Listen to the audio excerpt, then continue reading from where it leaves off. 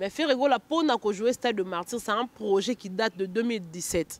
Dans l'album, il y a qu'est-ce que j'avais dit à l'Oba qui a Stade de Martyr. Mais vu les caca et puis on a un programme projet ça n'a pas fait en sorte que Ferregola a bêta Stade de Martyr. Mais cette fois-ci, d'abord, c'est sur demande il y a Bagoloa. Bagoloa n'est pas qui n'a fait Ferregola que non, papa avait fait bêta Stade de Martyr. C'est quelque chose qui est vrai. Pourquoi? Parce que tu as une génération musicale de l'Ondengeza. Les autres dans la génération FF. Donc ceux qui F moi quoi sali di kambo F on soupe fois ça là. Pourquoi? Parce que les guerre il y a génération. Bizorbi et les albums. C'est train. On a ba forme nyo sota là ya et na boy nanga pardon. Le 24 juin 2023 na Stade de Martyr. Je reconnaître quand même que ça train les autres taf na nzela. Oui, biga bango me reliera bango mo. Le cas au commissaire Stade de Martyr, unité de mesure à popularité. Plein ezala. Ce que yebi sangaton plein za musique eza bo critiquer ni. Sécurité. Mais sécurité ba dispositif sécuritaire ezala kaka. Parce que Ferregola au moins il a de la chance que Liboso na ye a eu 3 concerts au Eleka et il a constaté à ça l'observation concert na concert ndenge ni elekelaki. Point au échec na bango ezala qui Ferregola en lukata réussite. Qu'on retourne à Bando Betalisola planté parce qu'à la dernière minute, il faut changer le langage. Il faut qu'on se le dise. Oui, la dernière minute de la conférence de presse a changé le langage avec 1000 personnes au bêta. Peu importe le nombre de personnes au Stade de Martyr au bêta, a changé le langage.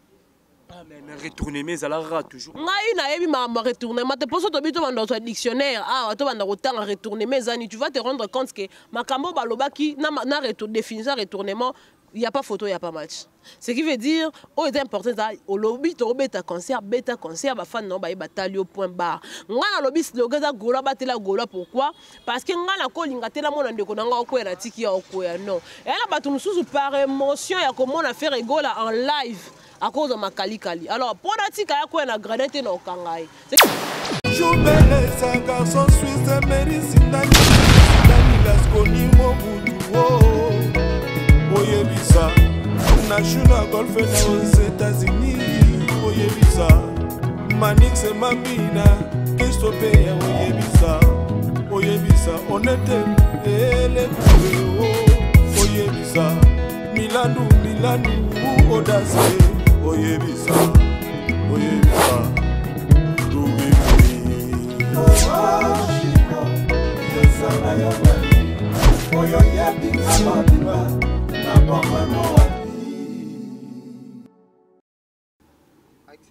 Voilà, merci à l'internaute partout dans le monde à travers Concept Touch TV, chaîne Amno Boulinga Raming. Merci de la confiance. Au beau Pessabiso, surtout dans l'ex-ngandou, mon amoulouba, les Benjamin de la presse, et mon abamama, autrement du monde en Zambie. Nous allons toujours, on a pour nous recevoir la boussala, commentaire, j'aime Nabino. Et ça l'a bien beau, continuez toujours à s'abonner à Concept Touch TV pour ne rater rien. Un grand merci à chef Fennec et Mokondi dans la réalisation. Merci à toi aussi, Merdi KMB, pour l'assistance. Merci infiniment. Na maman, fille, maman, ma solo, ya papa Audace Milan, mon vieux Patrick Trifazé, courant, ya Chine, big dédicace, Nayo. Un grand merci à toi aussi, le président Jacques depuis Evry, chef du gouvernement Romi Missi, Minakati Evry, Evry, Banatou Evry, Napesino Bambote. Bon séjour à toi, les jeunes boss, le fils du pays, Apa Chamoupé. Mon maman Linda, déjà dans la capitale. Là, je vois ingénieur Dominique Kialanda depuis Luanda, Azota Labiso. Je pense que l'introduction à la bataille pour comprendre que Tozana Nomi et il y a une gauloise, Tomé Kempeko Solanem, sur le Stade du Martyr, où ils ont déjà pour ce 24 juin. On va bien rendez-vous avec Ferregola, na Jet Set Mobimba, tout sur la dynastie, puis l'actualité zébélé, tu remets un peu sur la nae. Merdi KMB, sur même langage fongolanga, nous aura déjà invité. Bonjour. Bonjour Alexis, bonjour na babonné surtout à Concept Touch télévision, en tout cas on appelle si bon Bambo Théâtre. Je salue tous les Gaulois, Gauloises au bazar Rolandabiso à travers le monde entier. Un grand merci à Papa Hervé Ferregola. Moi je dis que c'est lui qui nous a donné ce travail. Ceux qui y étaient, on allait peut-être pas être là en train de parler. Na combo na donc le cola exista. Il y a un seul peu bisoto existé. Na combo il y a Ferregola. En tout cas je dis merci déjà à Francis Mavin puis depuis Orléans en France moi Moba le Colo Pepele.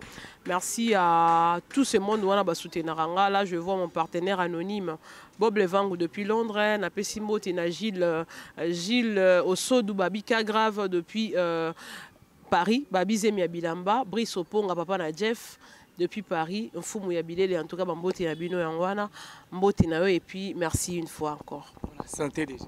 Ouais, santé bien, Zambé Alola, Osalangolu, Malin, Beto Bundana. Voilà. Voilà. Ferrego là, le 24 à jouer Stade de Martyr. Bozo Mileng, il a ndengeni parce qu'ils allaient venir à Mounene, Stade de Martyr, surtout tout bien, on a li pendant quoi on a tes amis, teke. Bozo Mileng, il a ndengeni pour le Stade de Martyr. Stade de Martyr, li pendant quoi on était comme tu l'as dit, mais quand quelqu'un se pointe, disant que non, on a ligné à Stade de Martyr, il faut déjà te rassurer qu'il est après. Il a vraiment pesé de son poids pour qu'il affronter le Koyango. Et moi, je vais juste dire que ceux qui ont fait les Stades de Martyr, bateau, bêta Stade de Martyr avant Ferrego là, bazana makolo 4 traité, bana maboko 4 traité, bana maboko mi balé. Ce qui veut dire que loko la bango ba bêta yango ba koka, Ferrego la bêta yango lisusu plus que ceux qui ont peut-être joué dans le Stade de Martyr. Pourquoi? Parce que Ferrego là, aza n'importe quel musicien, il est le seul et l'unique autotikala na lelo l'incarnation de Vie.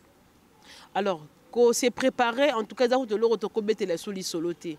Parce que binomo bozomona, ceux qui ont les lopoto ça l'émission, pourquoi? Parce que on constatait quand même qu'en Ngouma et dans la carte internet, on parle du Stade de Martyr. Si seulement on ne parlait pas de cet événement du Stade de Martyr, mais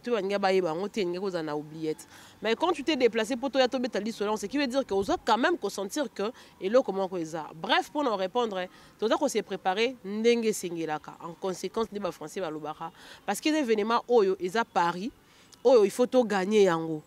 Alors, toko gagner en kaka soki totie babilo on est en place. Et pour nous Gaulois Gauloises communicateurs de Ferrego là, nous sommes en train de nous arranger déjà ndenge nini toko sala pour na réussite ya événement wana.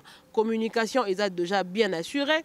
Tout le monde est informé de cet événement. Toko sala émission à internet, toko sala émission partout et puis toko sala ba descendre sur terrain ko kende ko rencontrer ba fanatique ya Ferrego là au bazar partout dans le coin, il y a monde pe baré coin, il y a ville province à Kinshasa. Donc nous sommes là en train de nous préparer et ma préparation est bien.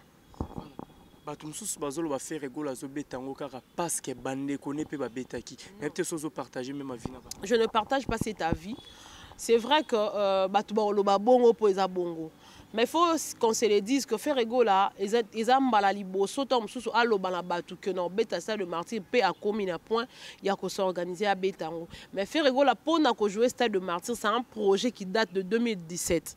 Tant abimisa album naie, il y a qu'est-ce que j'avais dit à l'obak au bêta Stade de Martyr. Mais vu babilo les caca et puis on a un programme à nango, un projet à nango, ça n'a pas fait en sorte que Ferrego là a bêta Stade de Martyr. Mais cette fois-ci a eu bêta yango. D'abord c'est sur demande il y a bagolois.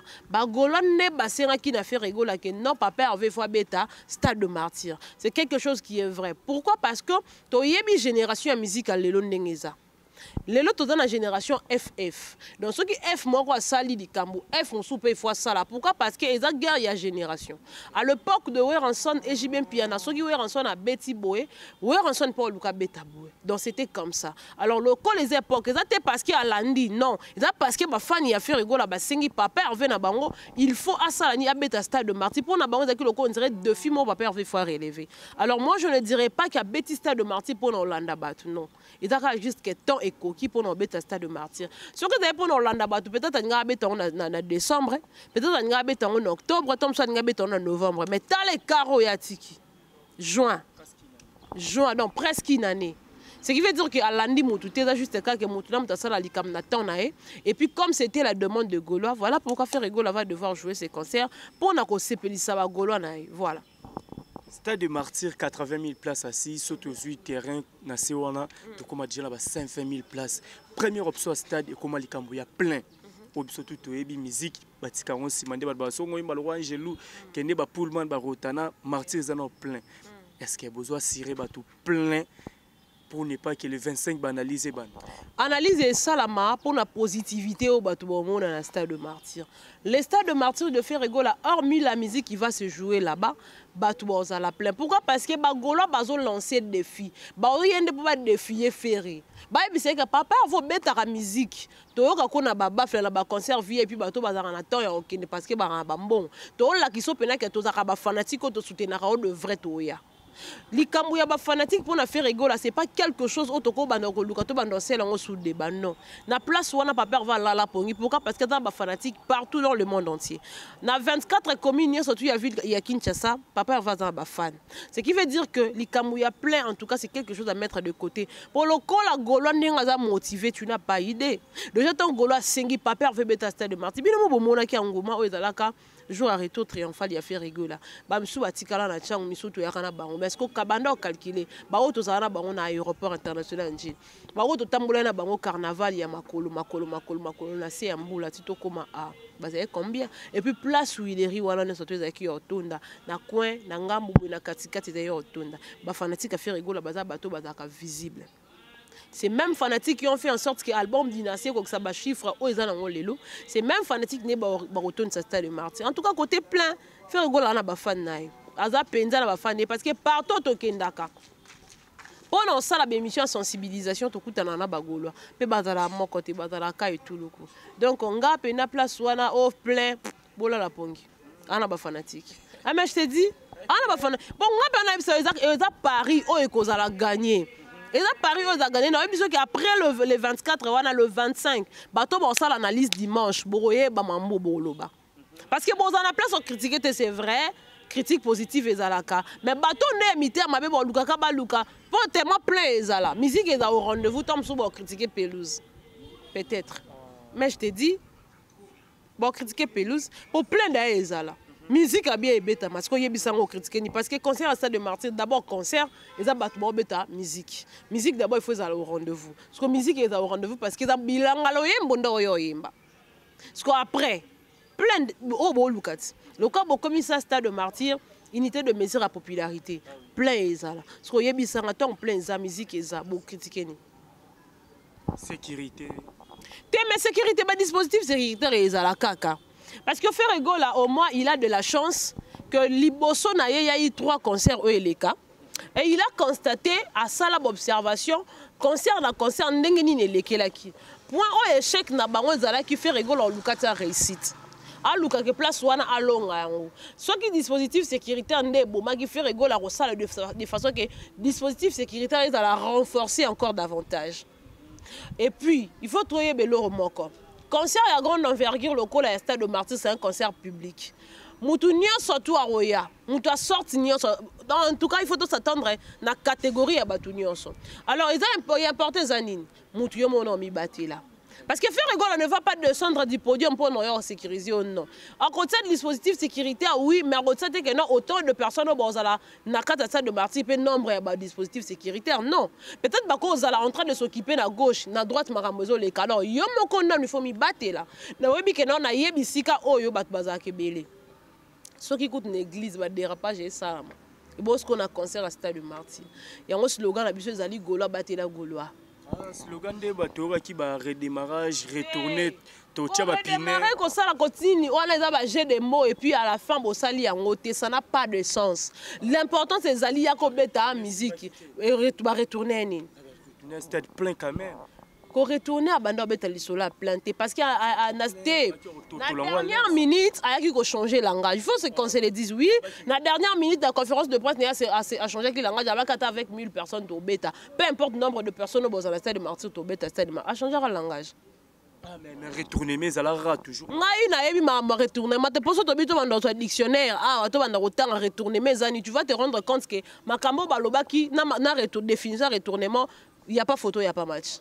Ce qui veut dire, oh, c'est important, au lobby, tu as concert, bah, fan, non, bah, bataille au point barre. Moi, le lobby, le gars, gola, batte la gola, pourquoi?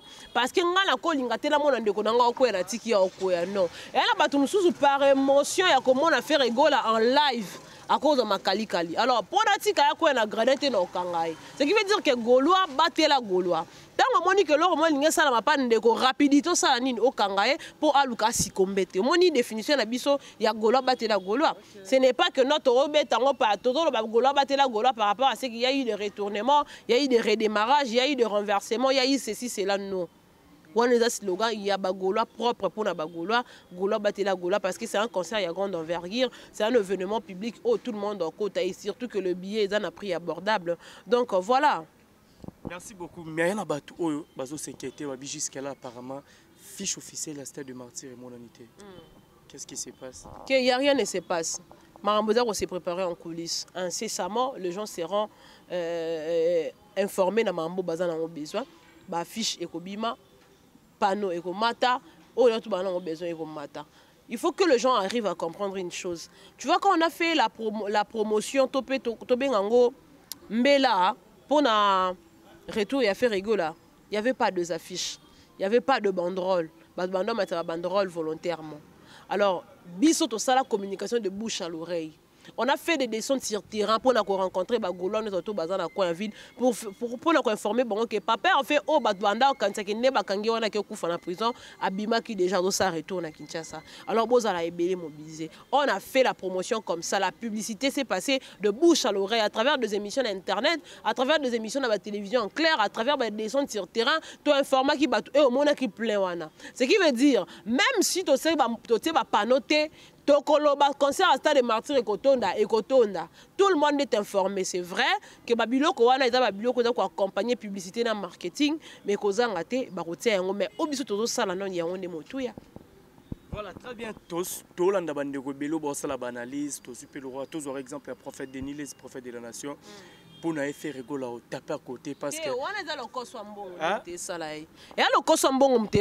tu sais pourquoi yo kana yebisa yo lokomoko ana besoin de faire appeler ça à 50 francs pour dire que non faire une dans il faut lukanga parce que il a dit ça de le premier temps offert annoncer concert à Stade de Martyr des aboyé na né oyo ba tout bon ça ba concert ya ba grande envergure na Martyr tout bon ça activité et ça échec c'est ça qu'il a dit tout le monde qui pas tant ya échec ils a quitté parce que le bac Stade de Martyr mon retenir kaka événement moko bwana ils a l'échec tout le monde est plein bata catholique tant papa yaki to yo mona bato église oyo ya nani ya papa walesa bato bazalaki to yo mona sous rassemblement ya bato musu bazalaki wana ya bato peka ya église bato bazalaki ce qu'on est surtout un échec ezalaki te pona nini nazo ba mamba faire parce que bi que faire rigola étant artiste et musicien azan a besoin faire kabele le fils kata $100 c'est ce qu'a fait Ken Piana.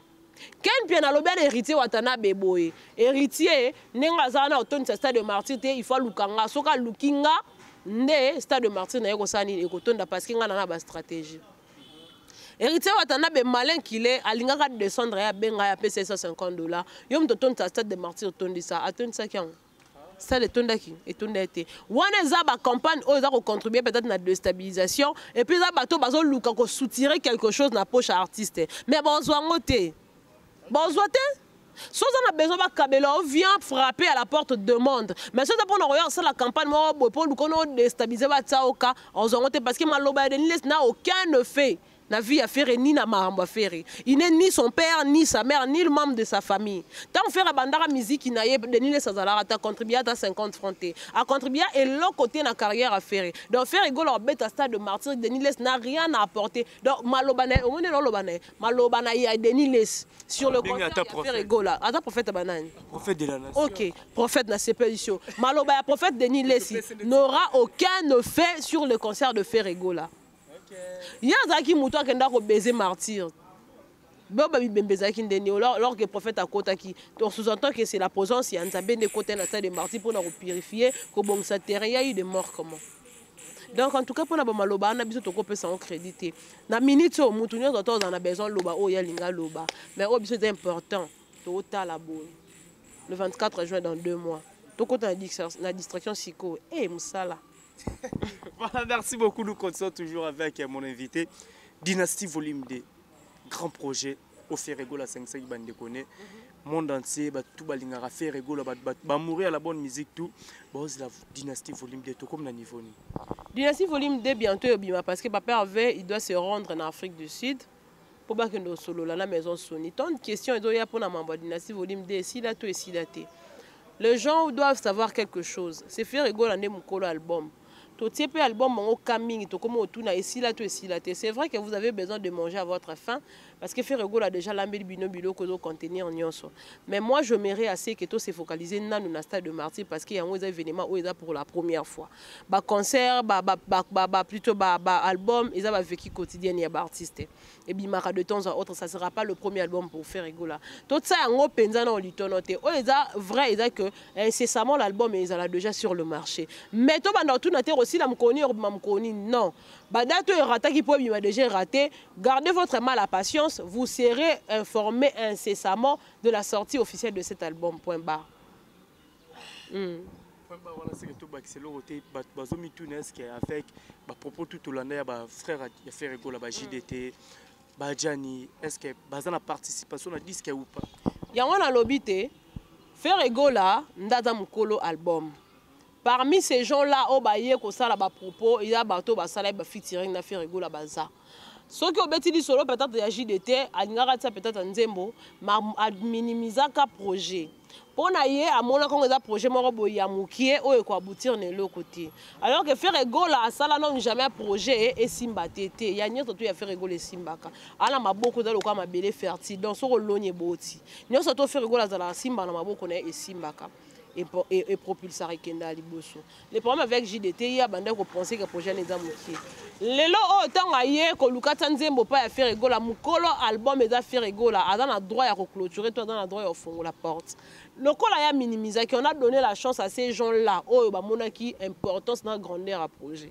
Tant où il y a accueilli, muto peut ça Nzembo ayemba.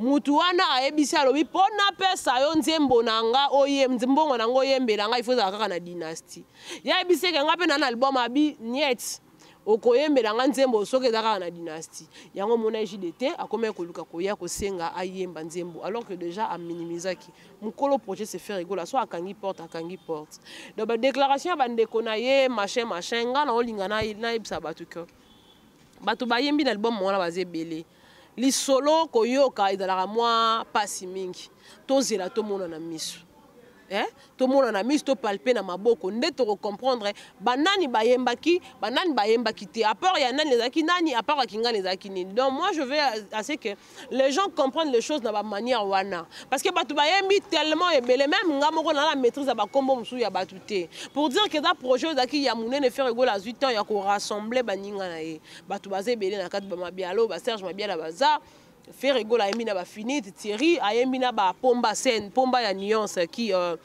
le plique pomba nuance ba c'est le ba yembaki baza belé même JDT mulopo wana a sala qui peut featuring na faire rigolo ba J3 ba donc baza tellement ebelé ce que liste ba to wana surtout nga na minute rotanga mo sala dynastie volume 2 makalate mais stade des martyrs na parce que vous avez Gauloise, il y a peut-être vous avez une équipe de communication à faire Gola. Je crois que vous avez une équipe de communication. Est-ce que Robima avant Stade des Martyrs ou après Stade des Martyrs? Bon, Eko m'a fait avant Stade des Martyrs Eko Bima, Eko m'a pas après un problème té. Mais les gens oui, mais dans les sabino vérité. Ba tout mususu kutu ba Gola mususu ba lobby et bima lango après. Parce que faire Gola dans ba répertoire rebelle. Dynastie volume 2 volume 1 pardon, ba tout ba consommer yango na nous maka c'était pourquoi parce que faire Gola 8 ans on sait là on va concerter vu ba makambo akuté na nango. Alors biso to beti Stade de Martyrs na banzemba ya volume 1. Les gens mabete, il faut ba consommer yango bien. Parce que dans 4 il y a volume 1 wana et y a banzembo, il y a danger. Tous les 18 titres à faire Egola et à Kafou. Donc Batouba s'est contenté que faire Egola bête là-bas Stade de Martyrs dans volume 1. Voilà. Voilà, merci beaucoup. On a suivi un frère pour Salah Rabanali, je ne sais pas sur Azala chroniqueur ou quoi, Alexis Wechi. Il y a des propos moraux, il y a ma baie envers faire Egola pour dire que sera bien de finga maman faire rigola au salé autant la place au Kenete binote que bagoloise bo gérer une commune mutage de retoucher même la personnalité et maman artiste au web soutenir mutalibo ma so lien na fulio so landé beaucoup mabo mati lelo o liberté expression comme libertinage batu bazwa ka impolitesse na bango bazala na ndako ba na on internet biso nyoto ne doza boto ya ko refléter image ya ba famille na biso n'est-ce pas alors nga sikone na vandi boso na fingi directement faut ba que nazala da mal éduqué dès le bas âge parce que mutata na mal éduqué le col Alexis Wechi nga na hôtel mana bando répondre wana za faux de banga na ko kota na ba bêtise na bango te muto so amoni que dans finga mama faire que na ngai pas été asala onde ba mesana ça ne sera pas une première que va finga mama faire ngambo memaka po nzala ndima ko zala na mwana ya artiste ya mwana nde ngambo mema alors ça va changer rien du tout na vie ya maman Marie échanger l'autre. Mutulo quoi Alexis, lelo banda ko éduquer ya passer. Pour tengama déjà bato il fait ba redresser a été. Lelo ngana on pèse leçon de moralité. À ça là oya monnaie important pour na et continuer nango. Et bon ezamba liboso. Mutu afinga rite tina ba se ya bilamba na et pour so afinga maman ba faire et ça problème. Afinga na ça ne sera pas une première yosan. Et échanger l'autre.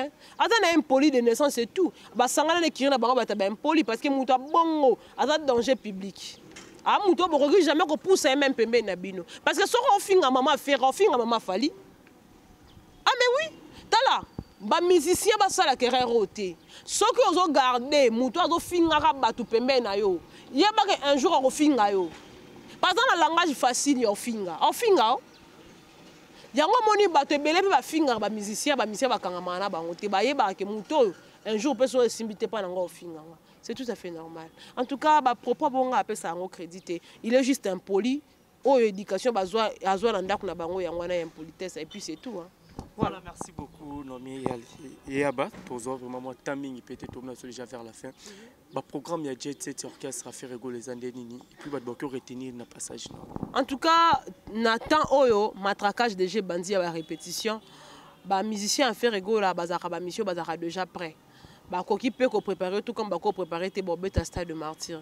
Mais le coup là ba lobaka on est surtout ba préparer ka et ça la résultat bien, et ça vraiment important que ba préparer en bon ça répétition ndenge sengeli parce que baza batu oyoyo batambula na makolo ya tata vous comprendre ba tambula na makolo ya tata ba olanda ba consigne ya papa faire égola étant muto a petra ba brebis na bien ba brebis ba tambula toujours na makolo na e.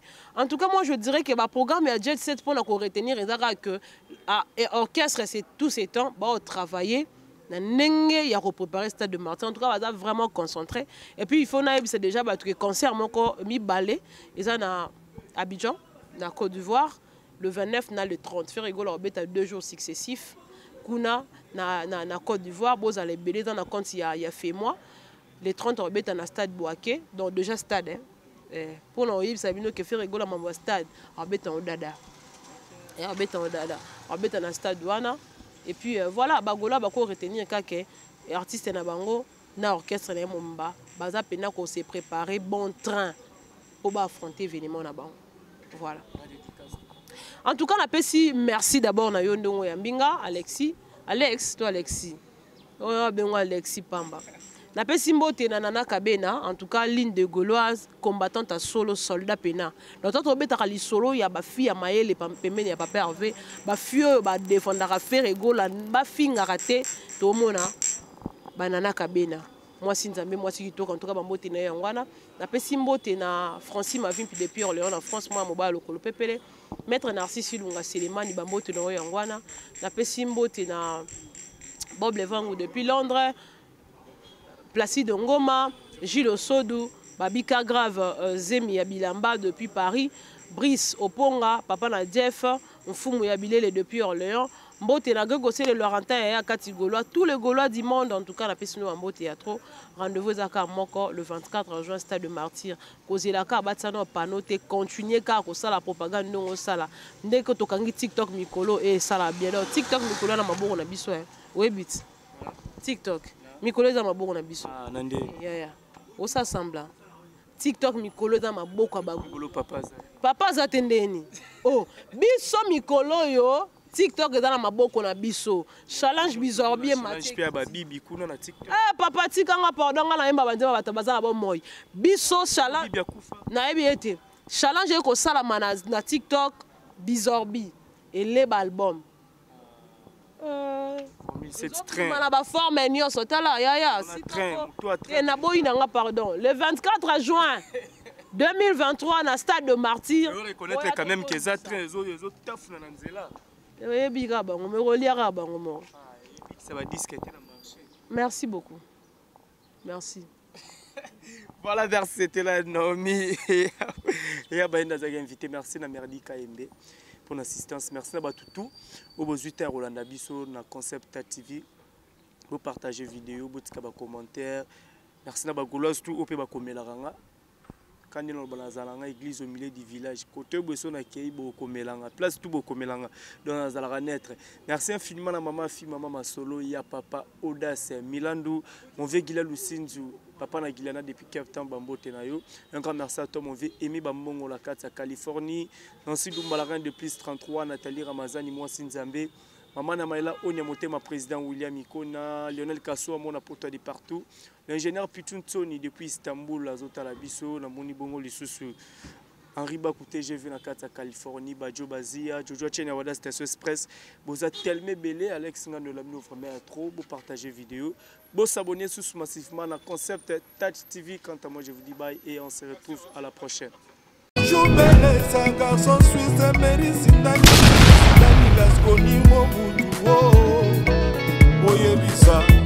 National Golf aux États-Unis, Oyebisa, Manix et Mamina, Christophe, Oyebisa, Oyebisa, Honnête et les Oyebisa, Milanou, Audace, Oyebisa, Oyebisa, Oyebisa,